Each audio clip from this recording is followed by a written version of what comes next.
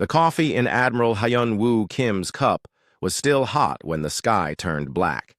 He was reading morning reports in his Seoul command center when every alarm in the building started screaming at once. Outside the windows, massive ships hung in, the air like metal clouds blocking out the sun. "Sir, we have contacts over every major city on Earth," his communications officer reported, her voice shaking. "They just appeared out of nowhere." Hyun-woo set down his coffee and walked to the main screen. The alien ships were enormous, each one the size of a city block. They had smooth, dark hulls that seemed to absorb light. No weapons were visible, but somehow that made them more frightening. "Get me all squadron leaders," he ordered. "Now!" On the other side of the world, Captain Jimin Park was already in the air. Her fighter squadron had been on routine patrol over the Pacific when the aliens arrived. Now she found herself staring up at a ship so big she could not see where it ended. "Control, this is Phoenix Squadron," she spoke into her radio. "We have visual on the target, requesting instructions." The radio crackled with static. "Phoenix Squadron, you are cleared to engage. Repeat, you are cleared to engage." Jimin looked at the massive ship above her. Her fighter was like a mosquito compared to it, but she had trained for this moment her whole life, even if she never thought it would actually come. "All units, this is Phoenix Leader. Attack Formation Alpha. Let's show them what humans can do." Around the world, similar scenes played out. In New York, fighter jets screamed between skyscrapers as they climbed toward the alien ships. In London, missiles launched from hidden sites. In Moscow, every weapon that could reach the sky was fired at once. The aliens had studied Earth for years. They knew about human weapons, human technology, human warfare. They had watched humans fight each other for centuries. They thought they understood everything about this primitive species. They were wrong. The first wave of human attacks hit the alien ships like rain hitting a window. Missiles exploded harmlessly against energy shields. Bullets bounced off hull, plates. Laser weapons scattered like light hitting a mirror. The alien technology was thousands of years ahead of anything humans had. But something else happened that the aliens did not expect. Instead of retreating, the humans kept attacking. Jimin watched her missiles do nothing against the alien ships. Shields. Her wingman's fighter was destroyed by a beam of light that cut through it like paper. 2 more of her pilots were gone in seconds. Any reasonable military force would have pulled back to regroup. Jimin was not reasonable. "Phoenix Squadron, close formation on me. We're going in." "Captain, our weapons aren't working," one of her pilots said. "Then we'll find another way," Jimin replied. She pushed her fighter's engines to maximum power and aimed straight at the alien ship's bridge. The massive structure grew larger and larger in her cockpit window. Warning alarms screamed in her ears. Her fighter was not built for ramming attacks. It would not survive the impact. Jimin did not care. The aliens inside their ship watched the small human fighter approach. Their leader, Commander Zethkar, studied the tactical display with confusion. The primitive craft was flying directly at them. Its weapons were depleted. Its shields were down. The pilot had to know this was suicide. "Why does it not retreat?" he asked his tactical officer. "Unknown, Commander. Perhaps the pilot has lost control of the craft." But Zethkar had been watching human warfare for decades. He knew their pilots were skilled. This was not an accident. This was a choice. For the first time in his long military career, Zethkar felt something he had never experienced in battle: fear. Jimin's fighter hit the alien ship's bridge section at full speed. The impact sent shockwaves through both vessels. The fighter disintegrated instantly, but its momentum carried debris through the alien ship's shields. Pieces of human metal and electronics scattered across the bridge, causing explosions and fires. The alien commander stared at the wreckage in shock. The human had known she would die. She had chosen death over retreat. In all their studies of human warfare, the aliens had seen humans retreat when faced with impossible odds. They had seen humans surrender when defeat was certain. They had never seen anything like this. Around the world, other human pilots saw what Jimin had done. Without orders, without coordination, they began following her example. Fighters that had exhausted their weapons turned themselves into guided missiles. Pilots who should have retreated instead flew directly into alien hulls. The aliens had superior technology, but they had never faced an enemy willing to die rather than lose. In Seoul, Admiral Hunwoo watched the tactical display as red dots, representing human fighters, disappeared one by one. Each dot was a pilot, a person with family and friends and dreams. Each loss hurt like a physical blow, but something was happening to the alien ships. Despite their shields and armor, they were taking damage. Small explosions flickered across their hulls where human fighters had impacted. Some ships were pulling back from cities, moving to higher altitudes. "Sir," his communications officer called out, "we're getting reports from around the globe. The alien fleet they're retreating." Hyunwoo could not believe it. Human weapons had barely scratched the alien ships. The technology gap was enormous. By any logical measure, Earth should have surrendered in minutes, but logic did not account for human stubbornness. The alien fleet commander, Supreme Admiral Vorthnax, watched the tactical reports from his flagship. His forces had taken minimal damage. Human weapons were as primitive as expected. His ships could easily destroy every human military installation on the planet. But something was wrong. His fleet commanders were reporting psychological stress among their crews. The sight of humans choosing death over defeat was affecting alien morale in ways they had never experienced. "Admiral," his chief science officer reported, "we have analyzed the human attack patterns. Their behavior does not match any known military doctrine. They are fighting as if surrender is not an option." Vorthnax had conquered 17 worlds. He had faced dozens of species. All of them had eventually seen reason when faced with superior force. All of them had chosen survival over pointless resistance. These humans were different. "Begin withdrawal to high orbit," he ordered. "We need time to analyze this data."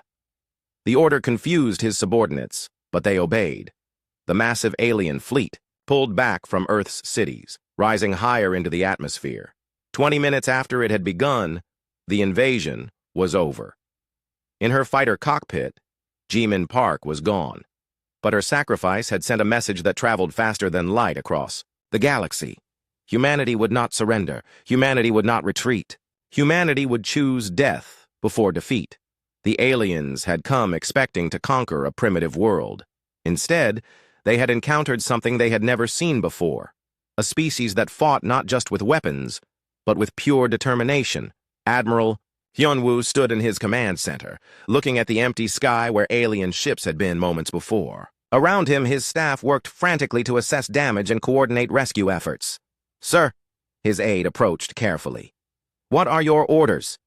Hyunwoo thought about Jimin Park and the hundreds of other pilots who had given their lives in those 20 minutes. They had shown the aliens something important about humanity. Now it was his job to make sure their sacrifice meant something. "Get me the president," he said, "and then get me every scientist, engineer, and military planner on the planet. We have work to do." The aliens had retreated, but they would be back, and when they returned, humanity would be ready. Dr. So-Young Lee climbed through the twisted metal wreckage of what used to be the Tokyo Observatory. 3 days had passed since the aliens retreated, and she was one of the first scientists allowed into the blast zone. The aliens had not fired a single shot at the building, but the shockwaves from the battle above had brought down half the structure. She carried a small device that clicked rapidly as she moved deeper into the ruins. The radiation detector was picking up something unusual, something that did not match any known Earth technology. "Dr. Lee, are you getting readings?" The voice came through her radio from the team outside. "Yes, and they're strange. The energy signature is like nothing we've seen before." She followed the clicking sound deeper into the debris.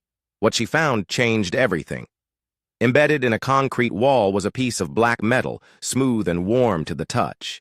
It pulsed with a faint blue light, and her detector went crazy when she pointed it at the fragment. This was not human technology. This was alien. "I need a full science team here immediately," she said into her radio. "And get me a secure line to Seoul Command."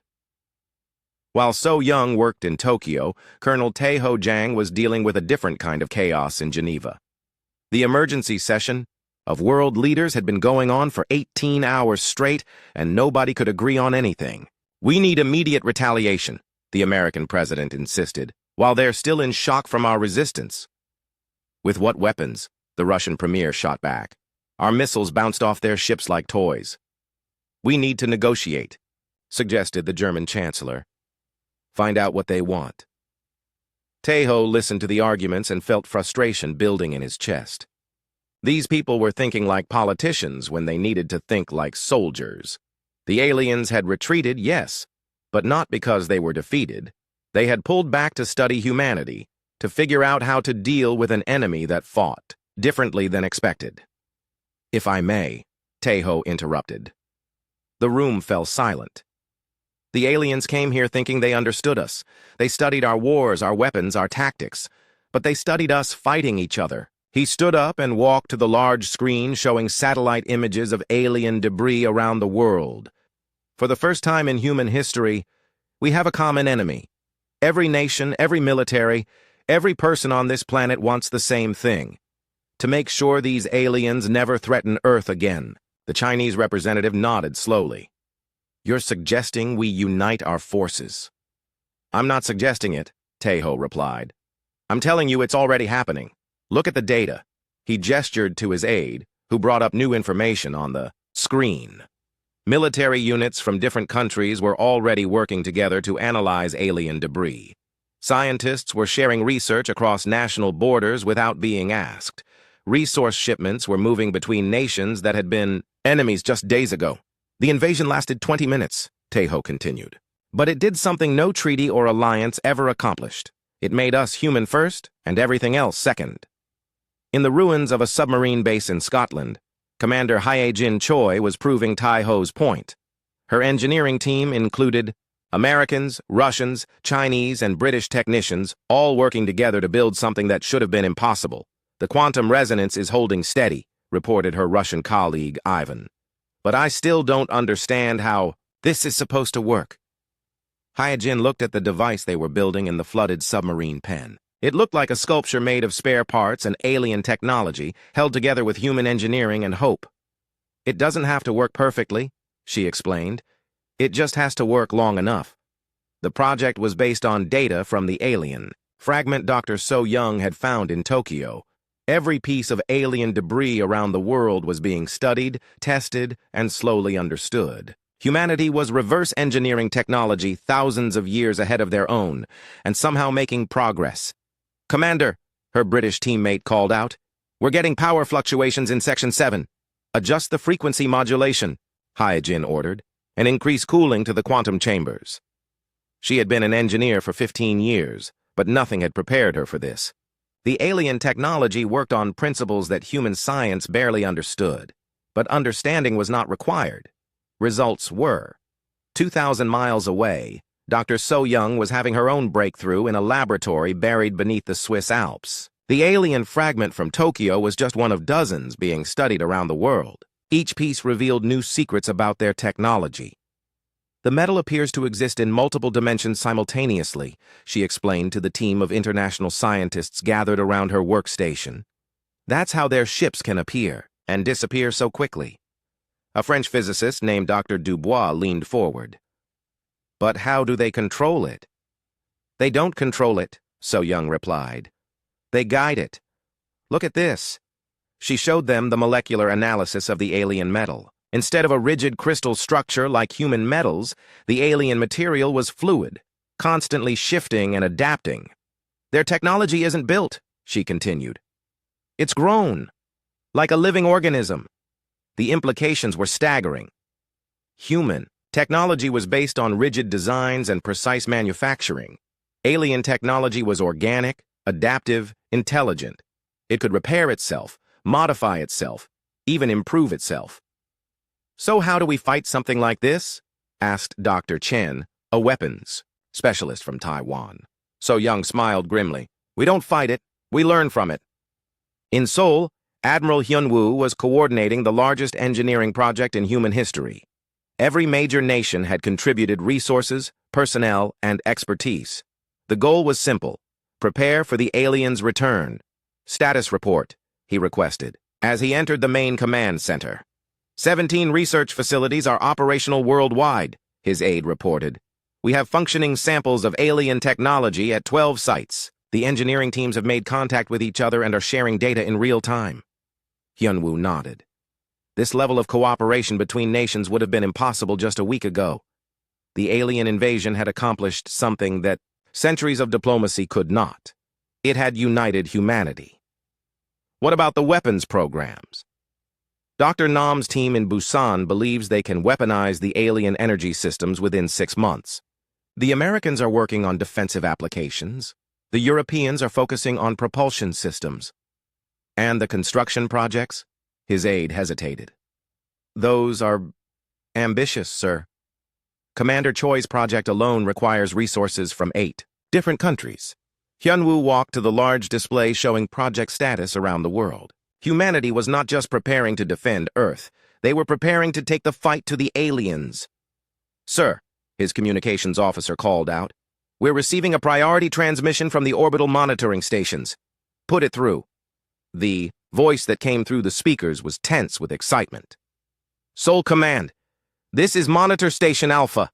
We have movement in the outer system. Multiple contacts heading our way. Hyunwoo felt his blood run cold. How long until they reach Earth? At current speed. 18 months, sir. 18 months. It seemed like no time at all to prepare for another invasion. But as Hyunwoo looked around the command center, he saw something that gave him hope. His staff included officers from 6 different nations, all working together toward a single goal. Get me Dr. Lee in Switzerland, he ordered, and Commander Choi in Scotland. Tell them the timeline just got shorter. Yes, sir. What should I tell them about priorities?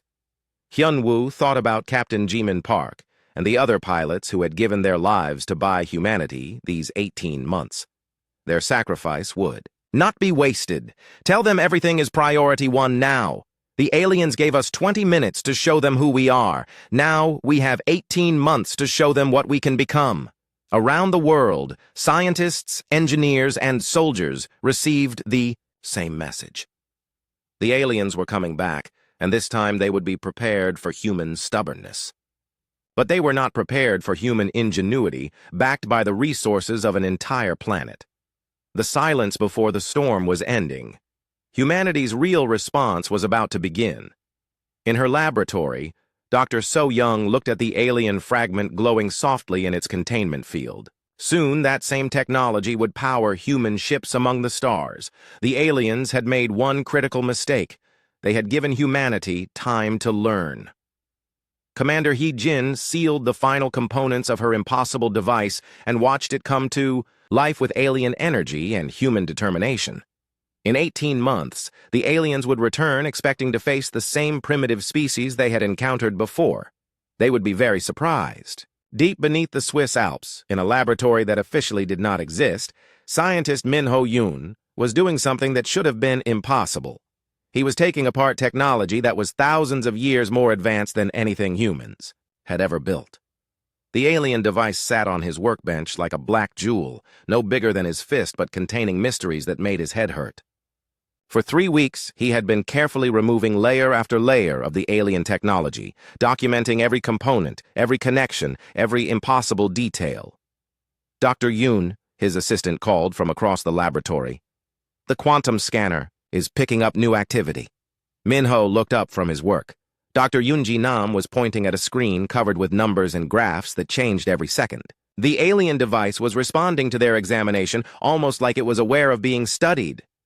That's impossible, Min-ho said, walking over to check the readings. Technology doesn't observe itself. This one does, Yoonji replied. Look at the pattern. Every time we scan a new section, the device reconfigures itself. It's adapting to our analysis. Min-ho stared at the data. In all his years as a physicist, he had never seen anything like this. Human technology was predictable, following the laws of physics he had learned in university. This alien device seemed to rewrite those laws as needed.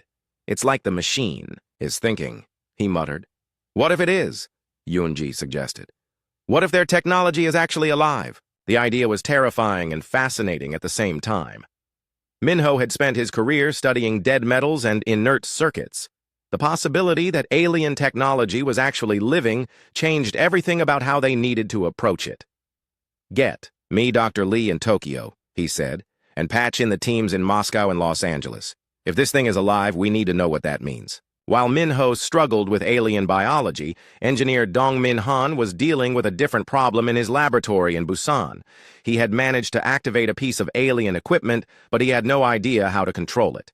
The device was about the size of a refrigerator and hummed with energy that made his teeth ache. According to the readings, it was generating enough power to run a small city, but every time his team tried to tap into that power, the device shut itself down.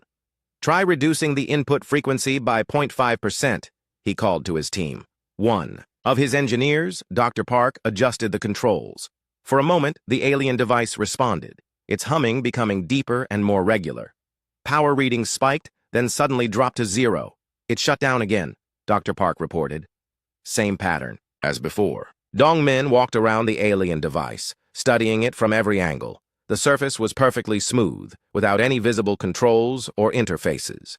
Yet somehow it knew when humans were trying to use it, and it refused to cooperate. "What if we're thinking about this wrong?"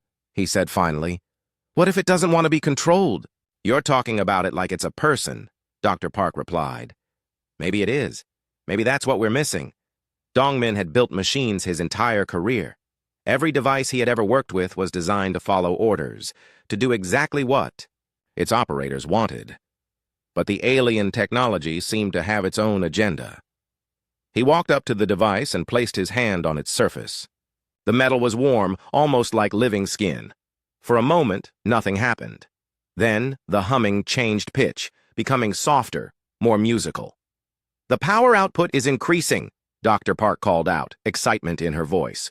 "But slowly, gradually, it's not fighting the connection anymore." Dongmin kept his hand on the device, and somehow he could feel it responding to his touch, not to commands or control signals, but to his presence, his intentions. The alien technology was not just alive, it was intelligent. "Get Soul Command." "On the line," he said quietly. "Tell them we've made contact." In a facility outside Moscow, Dr. Yoonji Nam was having her own breakthrough with alien technology. She had been studying the quantum signatures of alien metals when she noticed something that changed her understanding of physics. "The atomic structure is impossible," she explained to the international team of scientists gathered around her. Holographic display. "According to our understanding of chemistry, this material should not exist." The hologram showed the internal structure of an alien hull fragment. Instead of the regular patterns of atoms that made up all human materials, the alien metal had a structure that seemed to flow and change like liquid. "But it does exist," pointed out Dr. Singh from the Delhi research team, joining the conversation by video link. "We're looking at it right now." "That's exactly the point," Yoonji continued. "Our physics says this is impossible, but alien physics obviously work differently. They're not bound by the same rules we are." She manipulated the hologram, showing how the alien atoms moved and rearranged themselves. "Look at this. The material can change its properties instantly. One moment it's harder than diamond, the next it's flexible like rubber, all controlled by quantum signals we're just beginning to understand." A French scientist named Dr. Dubois leaned forward. "If we could learn to control those signals, we could build materials that adapt to any situation," Yoonji finished. "Spacecraft hulls that repair themselves, weapons that modify their own design, computers that grow instead of being manufactured." The implications were staggering. Human. Technology was built on the idea that materials had fixed properties. Steel was always steel, silicon was always silicon, but alien materials could be anything they needed to be. "How long before we can replicate this?" asked Dr. Chen from the Taiwan facility. Yoonji looked at the complex equations covering her workstation. "We're not trying to replicate it. We're trying to improve it." "Improve alien technology?" Dr. Singh sounded doubtful. "They're thousands of years ahead of us." "In some ways, yes," Yoonji agreed. "But they're also limited by their own success. Their technology is perfect, efficient, logical. It does exactly what it's designed to do and nothing else." She brought up a new display showing human attempts to modify alien technology. "Look at what happens when we introduce random variables, when we force the material to adapt to conditions it wasn't designed for. The results were chaotic, but promising." Human modifications to alien technology created new capabilities that the original designers had never intended. The combination of alien perfection and human creativity was producing something entirely new. "We can't match their technology," Yunji explained. "But we can make it better by making it more human." Back in Switzerland, Min-Ho Yoon was discovering the same principle from a different angle. The alien device he had been studying was now fully active, its black surface covered with flowing patterns of light. But instead of following its original programming, it was adapting to human needs. "The quantum fold generator is operating at 60% efficiency," reported his colleague, Dr. Nam. "Not perfect, but functional." Min-Ho nodded. They had learned that alien technology was not designed to be understood by other species. It was meant to work for its creators and no one else. But human stubbornness was overcoming alien security. "What? About the navigation system?" "That's where things get interesting," Dr. Nam replied. "The alien navigation is based on stellar positions from their home galaxy, completely useless for local travel. So we replace it with human navigation." "Already done. The device adapted to our stellar charts within hours. It's like it wants to work with us." Min-Ho looked at the hybrid technology they had created. Part alien engineering, part human modification, part pure improvisation. It should not have worked. But somehow it did. "How many of these can we build?" he asked. Dr. Nam checked her calculations. "With current alien materials supplies, maybe 20 units. Enough for a small fleet." "A small fleet of ships that can travel between stars," Min-Ho said softly. "6 months ago, we couldn't even reach Mars reliably." The transformation of human technology was happening faster than anyone had thought possible. Around the world, research teams were making similar discoveries. Alien technology could be understood, modified, and improved by human engineers who approached problems differently than its original creators. In Seoul, Admiral Hyun Woo received daily reports from research facilities around the globe. Each report brought new capabilities, new possibilities, new hope. "Status update," he requested from his science coordinator. "Moscow has successfully activated alien propulsion systems. Busan has established communication protocols with alien computers. Switzerland has functioning quantum fold drives. Los Angeles has weaponized alien energy systems. Time frame for operational deployment? 3 months for the first prototype. Vessels. 6 months for full production capability." Hyun-Woo studied the timeline. The aliens had 18 months to return, and humanity was already building ships that could match their technology. But matching was not enough. "What about offensive capabilities?" "That's where the hybrid approach is showing real promise," his coordinator explained. "Pure alien weapons are powerful but predictable. Human modifications make them unpredictable." "Unpredictable how?" "Alien energy weapons fire in straight lines with calculated power levels. Human modifications allow variable trajectories, random power fluctuations, and adaptive targeting. Their defensive systems won't know how to respond." It was the perfect metaphor for humanity's approach to the alien threat. Where the aliens had perfection, humans. Lieutenant Jin-Woo Shin stood in the center of the largest military simulation facility ever built, watching a battle that had never happened.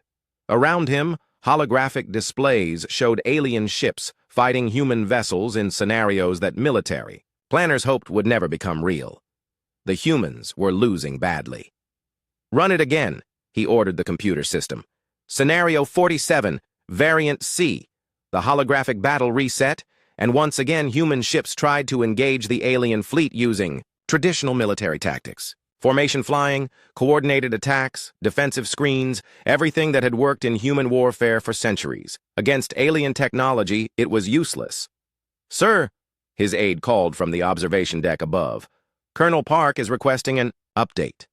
Jin-Woo looked up at the woman who had become his closest collaborator. Captain Subin-Oh had been a test pilot before the invasion, but now she was developing entirely new ways to fight in space. Her ideas were crazy, dangerous, and completely outside military doctrine. They were also humanity's best hope. "The simulations are consistent," he reported to her. "Traditional tactics give us a 12% survival rate in fleet engagement." "What about the new approaches?" Subin asked as she climbed down to the simulation floor. "Define new, Jin-Woo." replied with a grim smile. Subin walked to the control console and began entering parameters. Computer, load tactical database from the resistance fighters of the 21st century. Cross-reference with guerrilla warfare tactics from the past 3 centuries. Database loaded, the computer confirmed. Now apply those tactics to space combat. Ignore formation flying. Ignore coordinated attacks. Ignore every rule of military engagement we've ever learned. The simulation reset again, but this time the human ships behaved differently. Instead of flying in neat formations, they scattered randomly across the battlefield. Instead of coordinated attacks, each ship acted independently. Instead of defending fixed positions, they moved constantly, unpredictably. The alien ships, programmed, with perfect tactical responses, suddenly found themselves confused. Their targeting systems were designed to track formation flights. Their defensive algorithms expected coordinated attacks. Their tactical computers could not predict random movement. Survival rate increases to 43%, the computer reported. Jinwoo stared at the display. How is that possible? Because we stopped fighting like soldiers and started fighting like humans, Subin explained. The aliens studied our military history, our official tactics, our formal strategies, but they never studied our criminals, our rebels, our revolutionaries. She gestured to the holographic battle where human ships were using tactics that would have horrified traditional military commanders. Ships hiding behind asteroids like bandits waiting to ambush travelers, vessels pretending to be damaged to lure aliens into traps, pilots using their own ships as decoys while other humans attacked from unexpected angles. Every military academy teaches the same basic principles, Subin continued. But humans didn't learn to fight in military academies. We learned to fight by surviving predators, by hunting prey, by defending our families against anything that threatened them.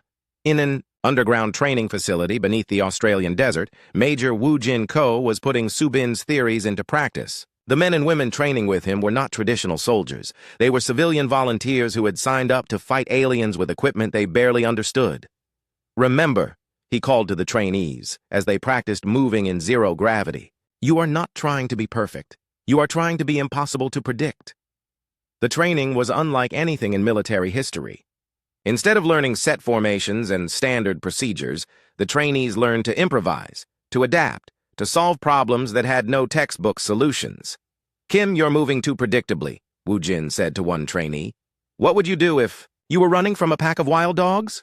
Change direction randomly, Kim replied. Never let them figure out where I'm going next. Exactly. Now apply that to space combat. Kim activated his practice thrusters and began moving through the zero-gravity chamber like he was fleeing predators. His path was chaotic, illogical, but impossible to predict.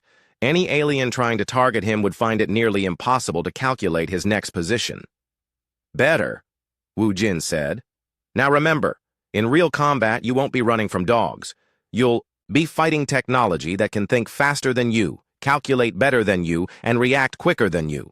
Your only advantage is that it expects you to be logical. The training continued day and night. Volunteers from every nation learned to fight with alien weapons they barely understood, in environments they had never experienced, against enemies they had never seen. Traditional military training took years. These people had months, but they had something that traditional soldiers often lacked: the desperate creativity of people fighting for their homes. In Seoul, Admiral Hyun Woo was reviewing the first operational reports from the new human space forces. What he read challenged everything he thought he knew about warfare. The success rate in training exercises has improved dramatically, reported Colonel Tae-ho Jang. But the methods being used are unconventional. How unconventional? Captain O has developed tactics based on pack hunting behaviors. Major, Ko is training pilots to fight like they're fleeing predators. Lieutenant Shin has created battle scenarios based on street gang warfare. Hyun-woo looked at the tactical analyses. Human pilots were learning to use alien technology in ways that its creators had never intended. Weapons designed for precise targeting were being used for psychological warfare. Defensive systems were being turned into offensive tools. Ships, meant to operate in formations, were being used as lone hunters. What do the alien behavioral models predict? He asked. That's the problem, sir. They don't. The alien tactical computers can't generate predictions for behavior that doesn't follow logical patterns. It was humanity's secret weapon, the ability to be illogical. For centuries, human military leaders had tried to make warfare more scientific, more predictable, more efficient. Now they were deliberately making it chaotic. "Sir," his communications officer called out, "we have a transmission from the outer system monitoring stations. Put it through." The voice that came through the speakers was tense with excitement. "Sole Command, the alien fleet has changed course. They're accelerating toward Earth. New arrival estimate, 8 months. 8 months instead of 18. The aliens were coming back faster than expected, possibly because they had detected humanity's preparations. But instead of fear, Hyun-woo felt a strange confidence. Status of our fleet construction? First squadron will be operational in 6 weeks, Taeho reported. Full combat capability in 4 months. And training? The first class of pilots graduates next month. They're different from anything we've produced before. Hyun-woo thought about Captain Jimin Park and her sacrifice. During the first invasion, she had shown the aliens that humans would choose death over defeat. Now, humanity was preparing to show them something even more disturbing. Humans who fought without logic, without predictability, without any consideration for what was supposed to be possible. In the training facility, Major Woo Jin was conducting the final examination for his first class of space combat pilots. The test was simple. Defeat an alien ship in single combat, using only the tactics they had learned. The simulation ran for 6 hours. Human pilot after human pilot faced off against the computer-controlled alien vessel. Most lost, but they lost in ways that confused and frustrated the alien tactical systems. Each defeat taught the computer something about human unpredictability, making it harder for the system to predict the next pilot's behavior. Finally, pilot Lee Ji-hai entered the simulation. She was a former street racer who had joined the Space Force after the invasion. Her test scores were mediocre, her flight skills were unpolished, and her tactical knowledge was minimal. But she had grown up outrunning police through city streets, where one mistake meant capture. The alien ship in the simulation was programmed with the tactical knowledge of all previous encounters. It knew how humans moved, how they fought, how they thought. It calculated Ji-hai's most likely attack patterns and prepared appropriate responses. Ji-hai did none of the things the computer expected. Instead of attacking, she ran. Instead of fighting, she hid. Instead of using her weapons, she used asteroids and debris as shields. For 20 minutes, she led the alien ship on a chase through a simulated asteroid field, always staying just out of range, always moving in directions that made no tactical sense. The alien ship's computer grew increasingly frustrated. Its algorithms were designed for combat, not for chasing prey through obstacles. Its weapons were built for ship-to-ship fighting, not for hunting targets that refused to fight back. Finally, after the alien ship had exhausted its fuel reserves chasing her through the asteroids, Ji-hai turned around and destroyed it with a single missile. Time to completion, 22 minutes, the computer announced. Method: exhaustion of enemy resources through evasive maneuvering. Major Woo Jin smiled. Congratulations, Pilot Lee. You just invented a new form of space combat. I didn't invent anything, Ji-hee replied. I just did what I used to do when the cops were chasing me through downtown Seoul. That was the essence of humanity's new mill. Admiral Young-soo Park stood on the bridge of humanity's first interstellar warship and tried not to think about how many things could go wrong. The Indomitable looked like it had been built in a scrapyard by people who only half understood what they were doing. Which, he reflected, was exactly what had happened. Fleet status report, he requested from his communications officer. All ships report ready for departure, Admiral. 18 vessels total. Young-soo looked out at the small fleet floating in Earth's orbit. 6 months ago, humanity had been limited to their own solar system. Now they were about to launch the first human attack on an alien homeworld. The ships were cobbled together from alien technology and human engineering, held together by determination and powered by quantum drives that their builders still didn't fully understand. Engineering status of the fold drive? Functional, sir, came the reply from Chief Engineer Dong-min Han. The alien components are integrated with our navigation systems. We think we know where we're going. You think? Sir, we're about to travel faster than light using technology we reverse-engineered from wreckage. Think is the best we can do. Young-soo, smiled grimly. That attitude had become typical of humanity's approach to alien technology. They couldn't match alien precision, so they compensated with human stubbornness and a willingness to try things that probably shouldn't work. "Captain Kim, is your ship ready?" he asked over the fleet communications channel.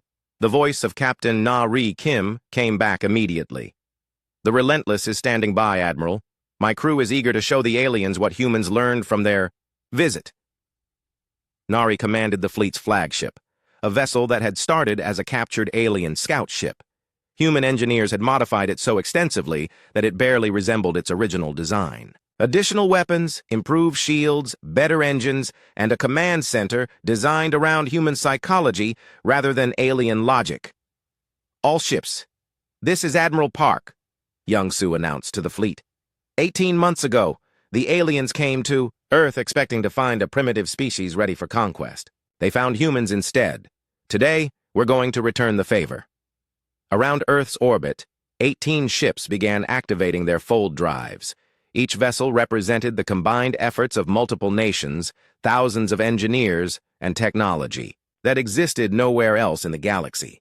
They were not elegant or efficient like alien ships. They were functional, adaptable, and utterly human. "Fold drives charging," reported the navigation officer. "Quantum field stability at 85%. "Is that enough?" Young-Soo asked. "We're about to find out, sir."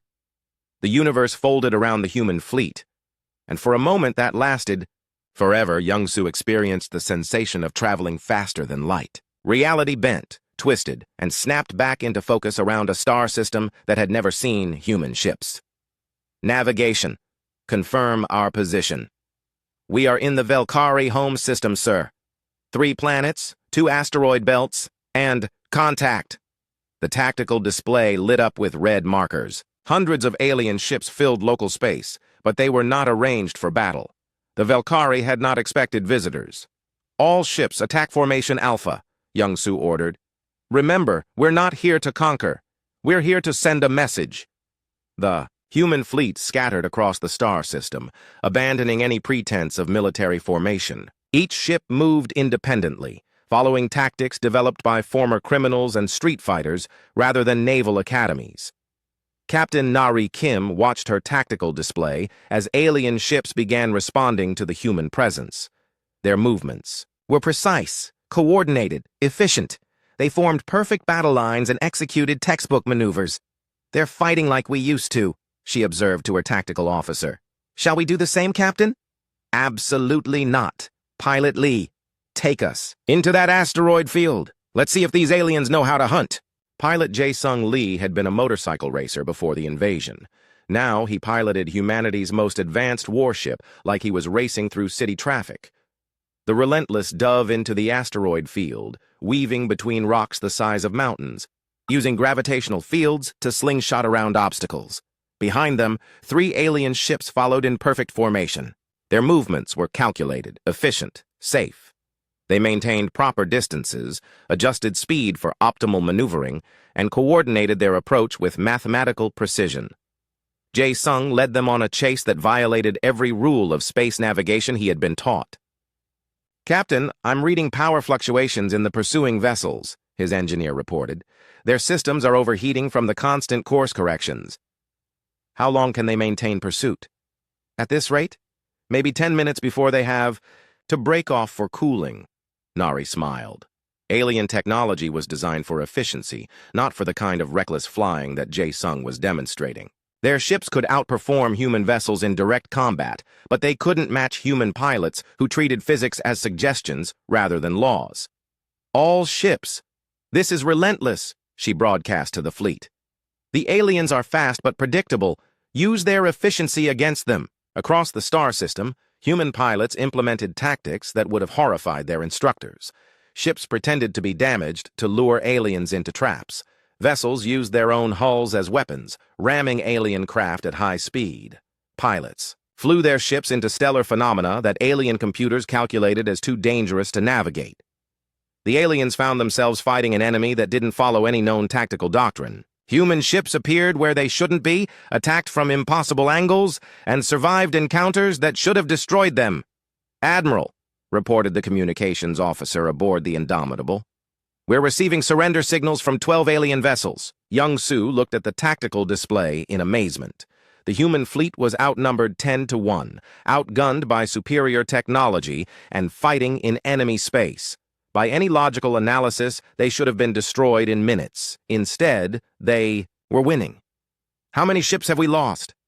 3 vessels report significant damage, but all ships are still operational. The secret was not superior weapons or better technology. It was the complete unpredictability of human tactics. The aliens had spent thousands of years perfecting the art of warfare, making it precise and efficient. Humans had taken that perfection and turned it into a weakness. "Admiral Park," came a transmission from one of the damaged alien vessels. "This is Fleet Commander Zethkar of the Velkari Defense Force. I request permission to communicate." Young Su recognized the name. Intelligence reports indicated that Zethkar had commanded the original invasion of Earth.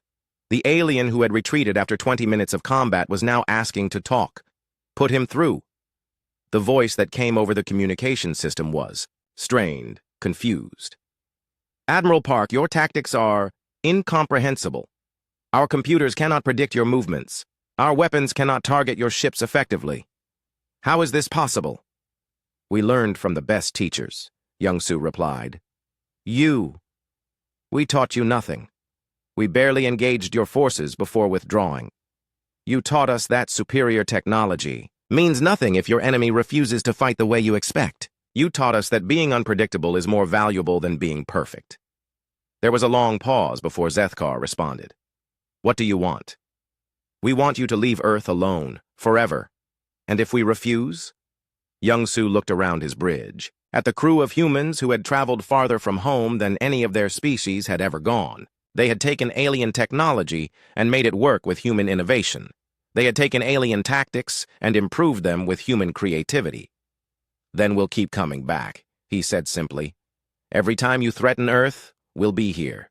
We'll fight. You in your home system, around your colonies, near your trade routes. We'll never stop, never surrender, and never become predictable." The threat was not about superior firepower or advanced technology.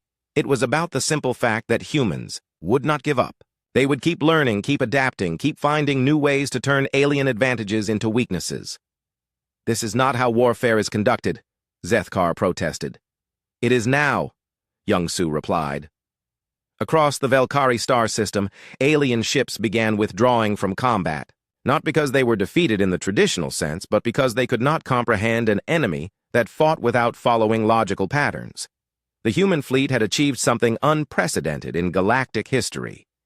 They had confused their enemies into surrender. "All ships, begin withdrawal to safe distance," Young Su ordered. Mission accomplished. As the human fleet prepared to return to Earth, they left behind more than just damaged alien ships. They left behind a new understanding of what humanity represented in the galaxy. The aliens had expected to face a primitive species with inferior technology. Instead, they had encountered something far more dangerous, a species that could take any technology, no matter how advanced, and use it in ways its creators had never imagined. "Full drives charging for return journey," reported the navigation officer. "Set course for Earth," Young Su ordered, "and send a message ahead. Tell them the aliens won't be bothering us anymore." The universe folded around the human fleet as they began their journey home. Behind them, the Velkari faced a new reality. They were no longer the dominant military force in their own star system. They had been outfought by a species that Commander Seojun Bei stood on the bridge of what had been the Velkari flagship Eternal Victory and marveled at how quickly things could change. 3 months ago, this ship had been the pride of an alien fleet that considered itself masters of the galaxy. Now it flew under human command, its alien crew working alongside human engineers to explore star systems that neither species had seen before. "Status report," he requested from his mixed crew.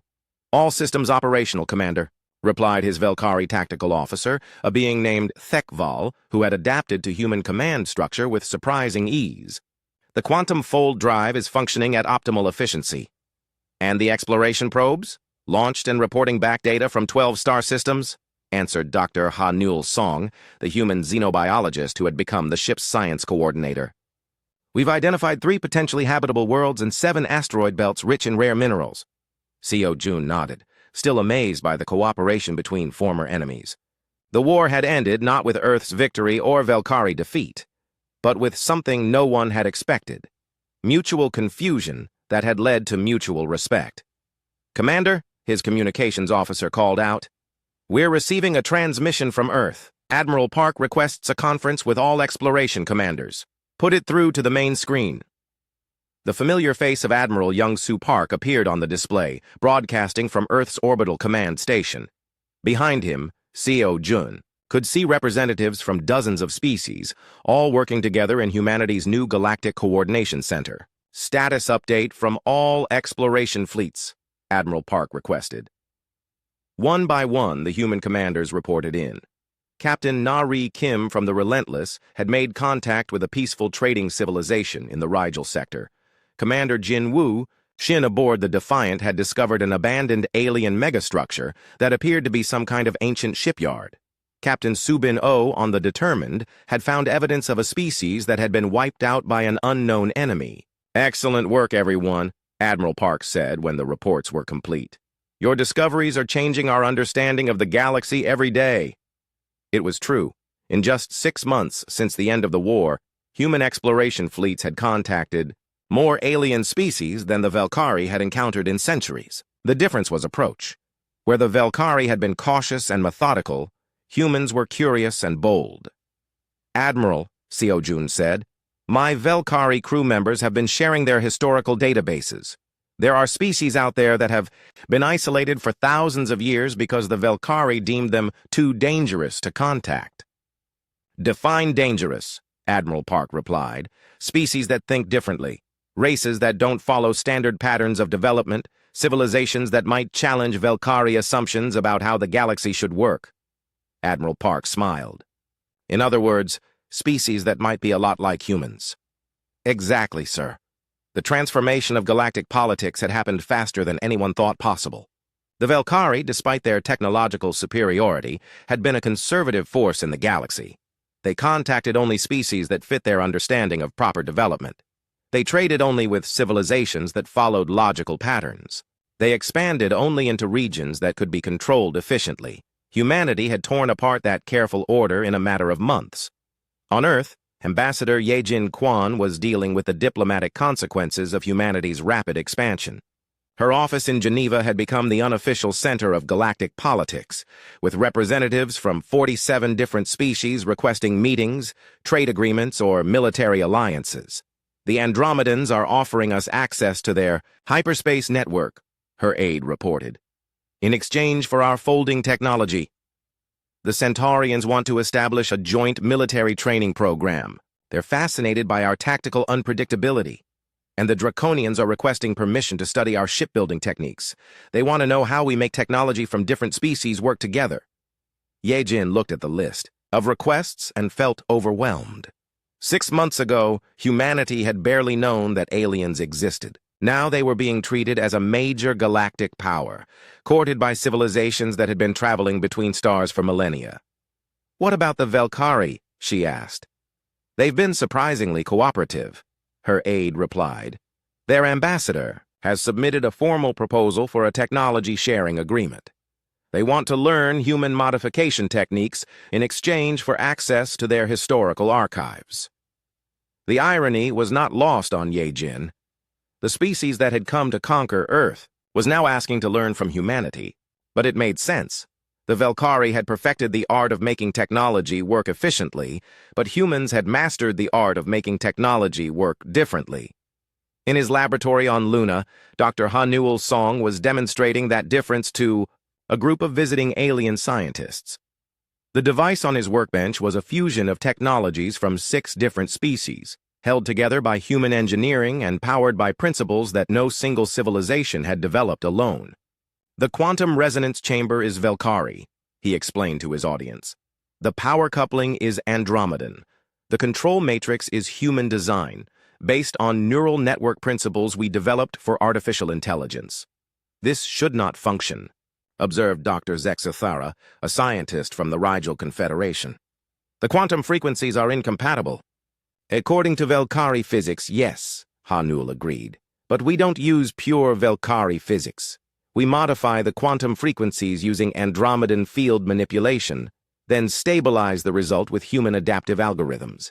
He activated the device, and it hummed to life with a sound that was part mechanical, part musical, and completely unlike anything any single species had created. The readings showed energy output levels that exceeded what any of the component technologies should have been capable of producing. "How is this possible?" asked another visiting scientist. "Because we don't assume that technology has to work the way its creators intended," Hanul replied. "Every species develops technology to solve their specific problems in their specific way. But problems and solutions aren't species-specific. It was the secret behind humanity's rapid rise to galactic prominence. While other species perfected their own technologies, humans combined technologies from different sources to create entirely new capabilities. Admiral Chanwu Lim was applying the same principle to galactic defense.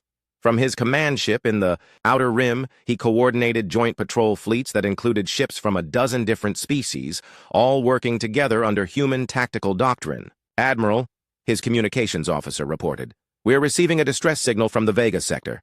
Unidentified ships are attacking the mining colony."